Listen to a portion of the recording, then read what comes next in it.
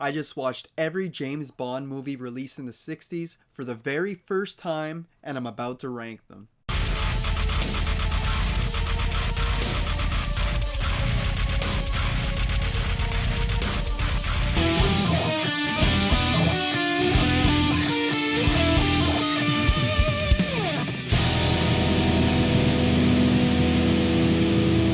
Hey guys, welcome back to the channel. Hope you're having a good one today. I'm Nick, and today I'm going to be ranking all the James Bond films that were released in the 60s. We got 6 Eon films and 1 separate film. This is going to be interesting. I've never watched any of these films in my life. I picked up this box set right here, which contains 24 of the 27 James Bond films. And I was excited to get into this because, like I said, I never watched a single one before in my life. Played GoldenEye a lot on 64 when I was younger, but never watched any of the films. So I was really excited to get into this. Every couple of weeks I'll be coming out with these rankings. I'll be doing the 70s next, then the 80s, then all the Pierce Brosnan and all the Daniel Craig films. And in the end, I'll probably do a tier ranking of all the movies, talking about all of them at once.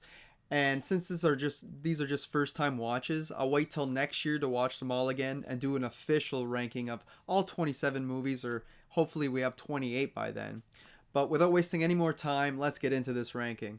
So in last place, we got Casino Royale from 1967. Not the newer one. I hear the newer one is fairly good, but this one is actually a satire. It's a spoof, a parody, whatever you want to call it. A comedy version of James Bond poking fun at the films. This is not an Eon production like all these other films I'm about to talk about. This one was done by a separate company, and I heard that they felt they couldn't compete with those movies, so they decided to make it a comedy instead of going serious. And yeah, it's something. This flick is goofy, raunchy, bizarre, confusing, all of the above. But it's just not that funny. A few jokes land here and there, but it's not very consistent. It kind of plays out like a Mel Brooks film, but it isn't as clever or, like I said, as funny. I mean, it's over 2 hours long. There's like 1,000 ideas all thrown into one film, and half of them don't work. And I think that's because we have 5 different directors who worked on this film. Like 3 art directors, 3 cinematographers, and I believe 3 screenwriters. There's some crazy numbers like that, and it's like no wonder this movie's such a mess, because there's like 7 plot lines going on, and you kind of forget what's going on half the time because they just keep throwing you different characters. So we end up with all these plot lines like taking Bond out of retirement and using him again, making all the other agents 007 James Bond the confused Smirch, which is the Spectre in this film. What else? There's just so much going on, it's hard to follow. Like Casino Royale itself, like the poker game, that's like very minor in this flick, and it's another character. And we spend like 20 minutes on one character, and then all of a sudden, oh, we're moving on to these other group of people, and we kind of forget what's going on with everybody. We get Bond's daughter in this. We get his nephew being the head over the bad guys, and it's like played by Woody Allen of all people. It's like that was kind of funny, I'll have to admit. But yeah, this is not a very good parody. It's not the worst I've ever seen. It's not like as bad as like Disaster Movie and all those like terrible like Scary Movie 5s and all those terrible obnoxious 2000s parodies, but it's not that great either. Now coming in at number 6, we got Thunderball. Now oh boy, this one was just cheesy from the start, and not the fun kind of cheesy for me. Especially the whole jetpack scenes and everything. You get like terrible green screen. It really takes you out of the film. And this one just didn't seem to push the series forward like the first 3 films did. They were reinventing themselves in that, and this one just seems to use the same old bag of tricks over and over. We get this really weird, goofy scene where he's strapped into like this massage thing that like shakes your back, and while he was strapped in, some bad guy turned the knob all the way up and was like shaking him like crazy. I'm like, what the hell is this? And Thunderball is just embarrassingly dull and just had little to no entertainment value for me. Like there was a few little scenes here and there, but they're very far and few between. And even Sean Connery just felt like he was tired in a role. Like he just wasn't giving it his all anymore, to me anyway. That's what it seemed like. and he's getting awfully forceful with women in this one, like to the point where it's like a little rapey. You're like, it's okay, it's one thing to be a ladies man, but the like when the woman says no, it's no. And that whole finale was just awful the way it was edited in that. There's like they keep speeding it up and slowing it down the frames, and you're like, I think it's to make it more intense or something, but it just did not work. If I had to give it a few positives though, I don't mind the intro song by sung by Tom Jones, a very young Tom Jones, and the water breather gadget, that was pretty cool. I see probably where Phantom Menace stole it from because they have like the same underwater breathers as them. But in the end, Thunderball is just a very below average Bond flick if you ask me. Up next at number 5, we got You Only Live Twice. Now, I enjoyed this one for the most part. You get a really cool opening in this one where they kill off Bond like right away, and you're like, what? He was just murdered? And I'm like, no, no, no, they can't be doing that. They can't be pulling a Halloween Resurrection or an Alien 3 on me. And no, but they corrected that, and it was actually really clever how they did it. And just to get Bond back into his mission without anybody knowing he's alive. I'm like, that was pretty genius. But then the movie takes quite a few weird turns, like him going to Japan and becoming Japanese. It's like, okay, marrying a Japanese woman who I really enjoyed because she puts her foot down on Bond and is like, no, this is business, not pleasure. And he's like, he gets all pouty faced about it. And I thought that was pretty funny because she's like the only woman to ever say that to him throughout the series so far. I think Spectre's secret base is really cool in this, hidden inside a volcano. Which also has a pit for piranhas in there, which is really cool. We get Donald Pleasance playing Blofeld. We finally get to see who he is. It was always like a mystery in the other films, and yeah, that was a real surprise for me, being a horror fan, seeing him in stuff like Halloween. I was like, oh, Donald Pleasance. Didn't expect to see him in this at all. But getting into the negatives, I mean, the tone is all over the place. This is completely unbalanced. There's times that are real serious and other times you're like, what the hell? And it's very goofy. And this is the film where the green screen usage was getting way out of control. It's overused like crazy in different things, like when he's in his tiny little plane and it's fake sky behind him, and that it just kind of takes me out of the film because they didn't have to do that as much in the first film. So why are they doing it on the fourth and the fifth more often? It makes it more unrealistic to me, and yeah, it just kind of takes me out of it. But yeah, his tiny little yellow plane is something.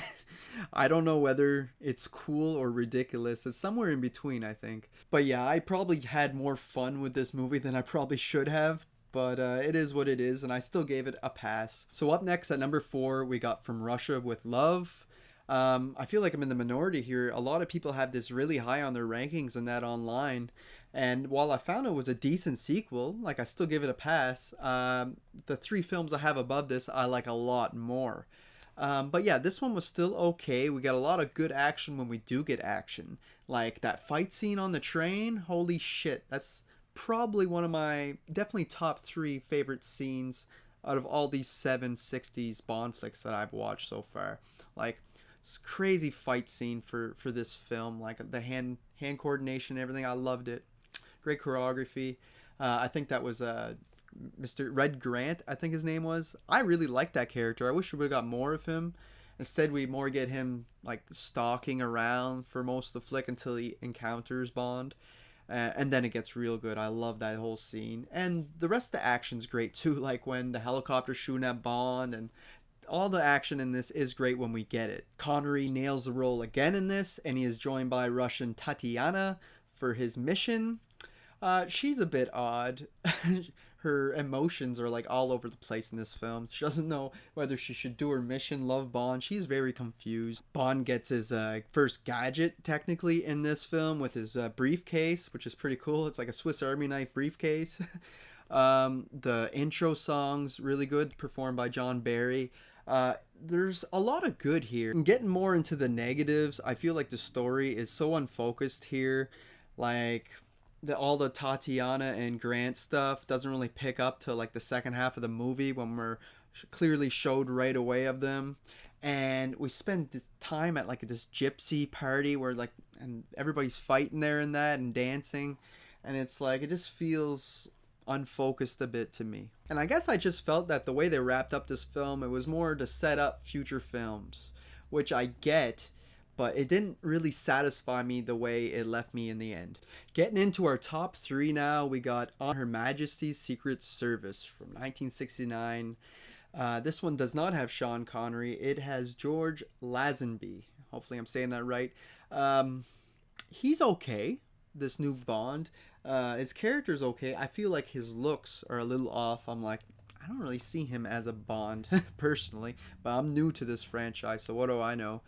But yeah, he almost looked like Norman Bates or something, and he's lacked a certain charm that Connery brought to the role. But in the end, he's fine. He does the job. He's serviceable. And the plot to this one's where he has to go undercover to like this above the ski resort to this place where a count's trying to remove allergies from this women, like cure their allergies.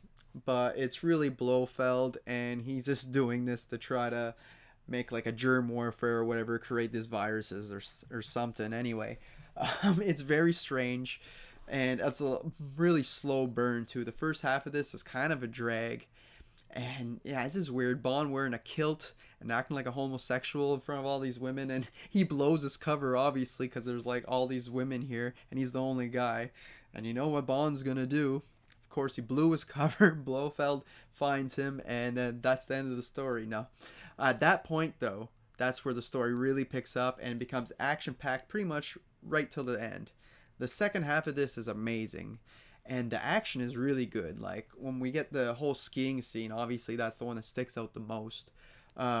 We get some awful green screen here or whatever, but a lot of it is actually performed. You can tell these are people actually skiing at a lot of the times.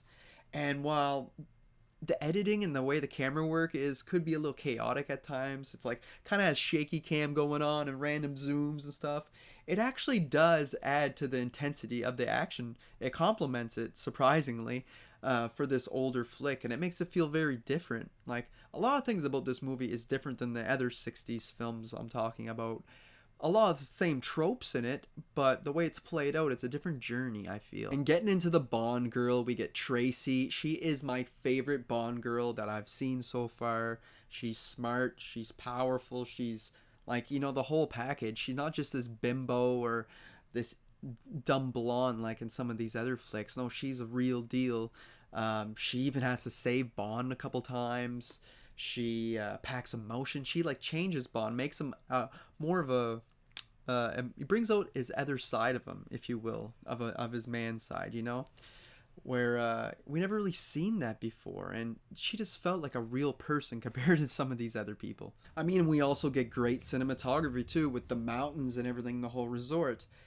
Talking about the negatives though, this is the longest movie I think that I've watched at the time. I think it is the longest movie of the actual Bond films, the Eon ones from the 60s, and you can kind of feel it. Like I said, that first half drags a bit. Sometimes the drama can bog it down just a little bit, but when there is action, it is so phenomenal. You kind of forget about being bored there for a minute, if you will. But no, this is a great, great flick, and that final act, the final little twist there at the very end, I could not believe it. Especially in this movie, I'm like, what?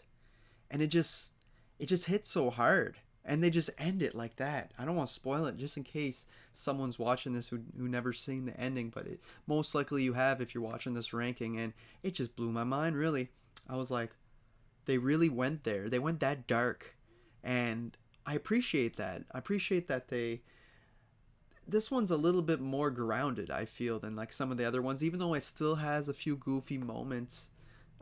Yeah, I just love that grounded feel, and it really made you feel something there at the end. Now getting into our top two, we got Dr. No at number 2, the first entry in the Bond franchise, and what a great one. Sean Connery perfectly casted for this role.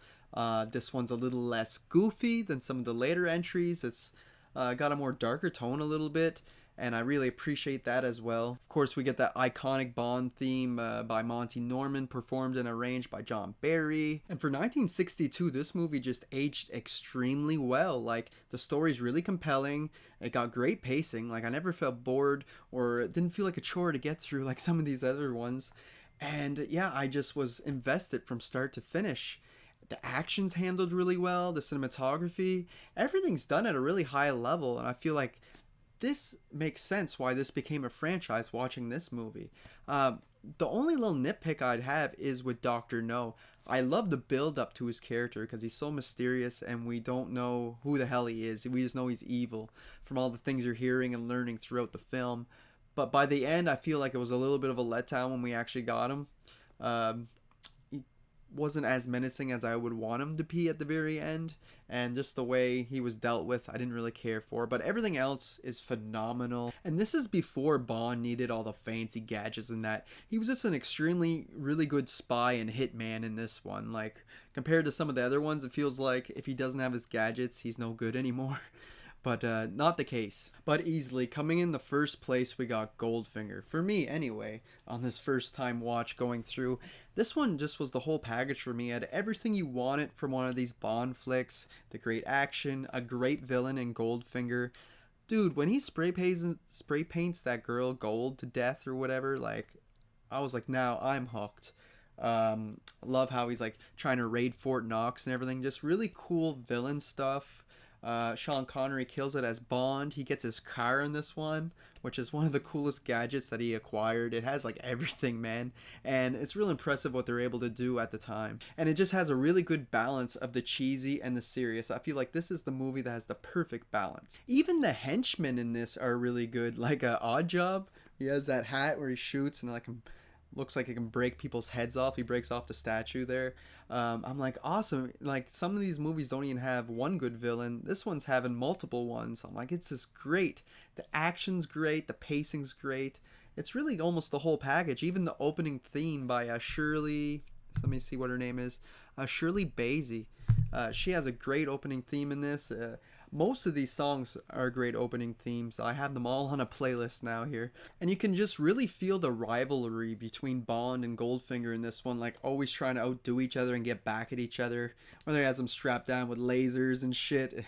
It's just, this movie really has everything. It really spoke to me more than these other ones. And it easily comes in the first place out of all the 60s Bond flicks. But I want to know, what's your favorite and least favorite Bond flicks from this era? Is this your favorite era, your least favorite? Like I said, this is my first time watching any of these, and I've never seen any other ones yet.